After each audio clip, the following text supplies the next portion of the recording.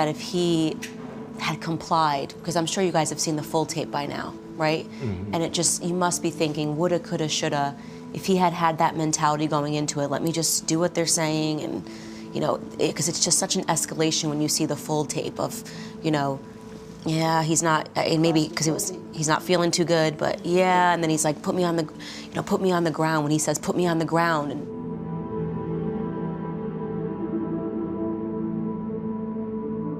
And I'm on the ground. I'm on the ground. I'm on the ground. I'm in the squad. You ever look at it and go, man, I wish that time he had taken his own advice and just been like, okay, guys, take me wherever you want to take me. Yes. Do you think that a lot of people maybe came out of the woodwork because there was an opportunity, you know, to grandstand, to be on stage, to, you know, a lot of money got thrown around, which is part of what I'm exploring in this documentary. I mean, Black Lives Matter Global Network came out and said we raised $90 million plus, and they did this with his face. Just his face, or saying you had some association with him, mm-hmm. could have gotten, you know, garnered a lot of people money. Do you think that people took advantage of him? Yeah, it's like they use it as what you say, a way of funding whatever they motivation was. And then, like, at sometimes when I went to the George Floyd Memorial, it was different individuals going around there and saying donations for this, for Floyd, for this, and yeah. You didn't know where they was coming from. You got a little metal box, and I don't know who you are. Where is this going?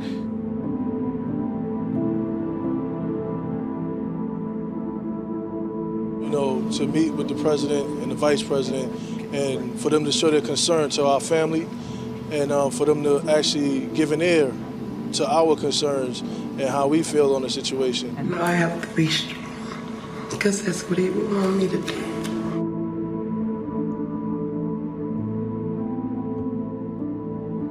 I ain't never met a sister, I ain't never met a brother. None of them ever came here. And Floyd been living in this house. We've been in this house going on 6 years, am I right? Yeah. But for the 4 years, no. He just... They never wanted his stuff. I mean, I would think that if my son, they didn't even come and look and see where the man lived at. They never came to see where Floyd lived. They never came and get none of his stuff. Nothing. That was my oldest brother. I love him. I'm never gonna get my brother back. I would like to just, like, say one day, meet his daughter, because it's like, yes. That's an extension of him. Mm-hmm. Right. And I just to be proud to just see one time. Well, not his daughter. Now we found out he got more. Well, they found out that wasn't true. So you mean 3 kids came that ain't his? Just one. I think they did a DNA check, and the boy's not his, and the other girl. Are you serious? It's rumors, I don't know. That's we gotta leave that to Maury. I don't do that. I don't do paternity. He said that's more. That's Maury's camp. That's not what we do here. That was a good one. You guys, thank you so much. It was what a pleasure to sit here and talk to you guys. It was just absolutely amazing.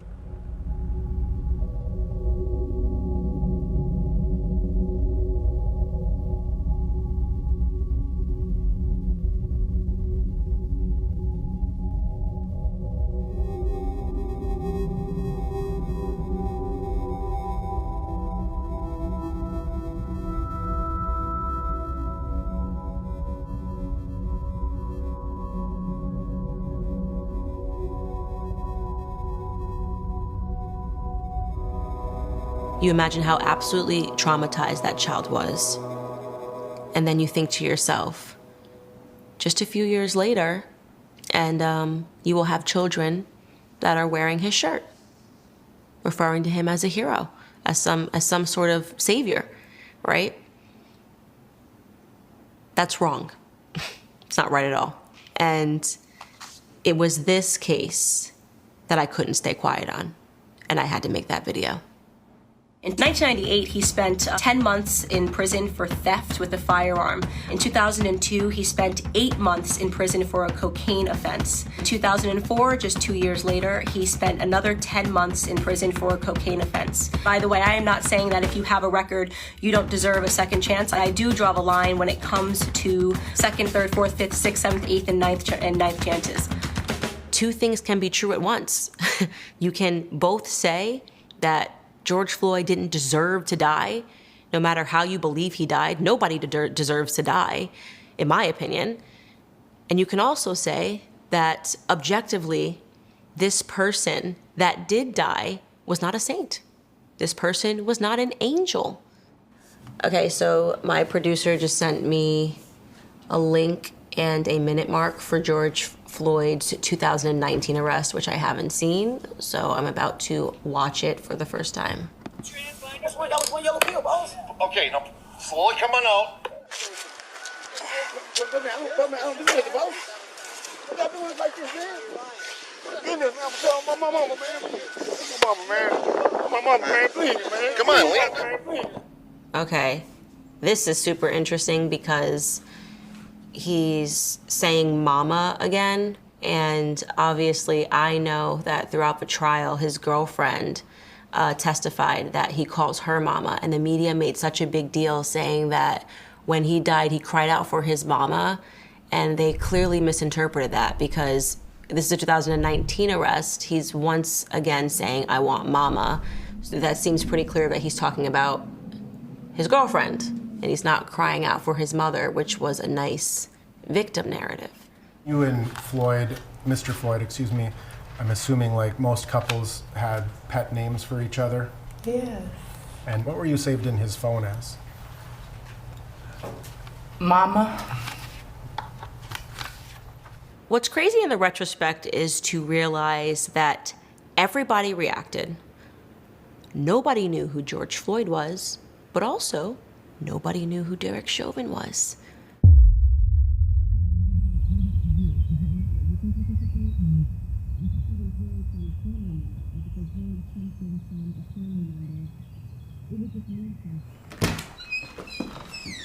Literally nothing.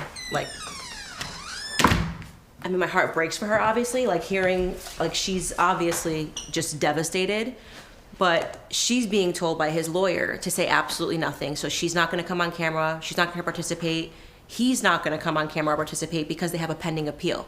And my frustration and what I expressed to her is I'm just like, so your strategy for the appeal is the same thing that your strategy was during the entire trial. Silence, allow the media to tell the story. I said to her, I literally said, this might be the only opportunity that you guys have, right? You've already lost in the court of public opinion. So how is it going to hurt you? He's lost, right? How is it going to hurt you to allow his voice to be heard and to tell the story from his side?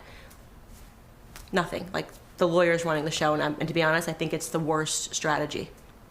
There's just no way he's gonna win in the court of public opinion by saying nothing, you know? Like, super frustrating, but that's a dead end, so. I can't imagine raising up a child and loving a child and knowing who he is and watching the media in virtually minutes be able to strip that person of their identity and to create a new identity for them. I felt her pain. I did. I felt her pain, and I felt that the only thing we could offer to do was to expand on who Derek Chauvin actually was. People were taking a picture, not even a picture, a still from a video, and saying, Satan, this is your Satan. People were taking a storyline that was given to them from the media and saying, here it is, George Floyd, he's your hero. That's it, that's the story, the end. It's insane.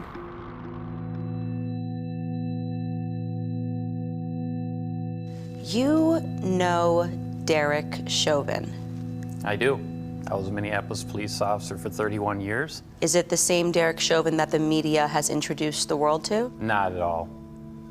Derek is quiet, somewhat quirky, not a big guy, very dependable, shows up to work every day. Derek is the kind of guy that you want to show up on your calls with you. He's very level-headed. Derek, when I first supervised Derek, I was a sergeant and I was running a unit for Homeland Security. Derek got assigned onto my unit, and at the time he was living with his mom, which I thought was admirable that he wanted to help take care of his mom. Derek is a quiet, thoughtful, honorable, and selfless man. He has a big heart, and he always has put others before his own.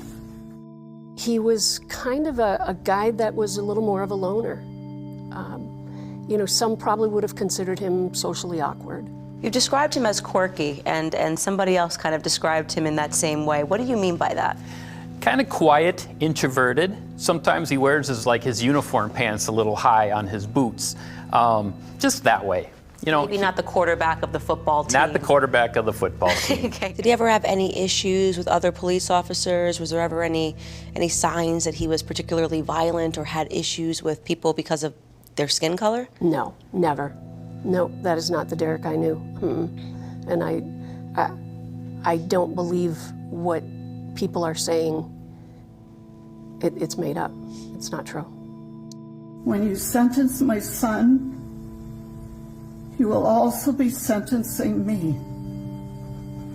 Plus the fact that when he is released, his father and I most likely will not be here. Where is Derek today? Derek is at Oak Park Heights Prison. He sits in a cell for 24 hours a day. He does not have any reading materials, no TV, no computer, no nothing. He just sits in the cell. And that's it. You sit and look at the four walls in your cell every single day. What was your initial reaction when you saw that video in terms of looking up and seeing, hey, that's Derek Chauvin, I know that guy? He's somebody that would be hard to read for most people, but a nice guy. So when you looked up at his face, you didn't see a monster, you just saw Derek looking as Derek has always looked, and the media perhaps reading into it. They read into something that was not there. That is not the Derek that I knew. All of our department was painted with that same brush, which is unfair, and it's a lot of false narratives, because we have a good department. And we heard earlier that he is spending 23 hours a day in solitary confinement. Do you ever think about his mental state? Every day. Every day. You don't wish that on anybody. There's an incredible amount of stress in the job alone. More or less, if somebody dies in your custody, that's about the worst thing that you can go through as a person and a police officer. George Floyd was a semi-regular customer. He'd come around not so often, but he was someone we'd recognize, and he'd come here maybe to pay his phone bill or get phone services. So anytime a customer brings a counterfeit bill, and you see we have plenty of them, we tell them, hey, this is counterfeit. If the customer insists, then we call the police, and then the police has to ask them where they got it from. And that really hasn't ever happened. In my experience here, whenever we tell a customer that the bill is counterfeit, they immediately leave because they don't want to be involved with it. How can you tell us? Just from our experience, yeah, there's some good ones, but a lot of times we know right away that they're fake just because of the way they have the color disfiguration, or the way they feel, the way they look. So usually we don't call the police on counterfeit money because when we tell the customer that it's fake, they accept the fact and just leave. When he came in the store, he was with a friend of his. The friend of his was paying for some electronics repair, and all of the money he had was counterfeit.